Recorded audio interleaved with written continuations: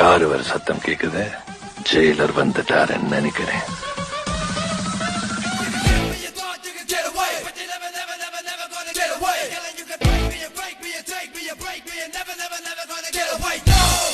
ஒரு சாதாரண ஆளா இருந்த என்ன டைட்டில் சாங் என்னடா இது பூராமே வரத்தான் செய்யும், போயிரெல்லாம் எரியத்தான் செய்யும். ஏகப்பட்ட பெரிய ஸ்டூடெண்ட். ஒரு ஆள் தமிழ்நாட்டில் இருக்காருன்னு சொன்னா அது சோ ராமசுவாமி அவர்கள் தான். இங்க வாங்க வச்சிடும்.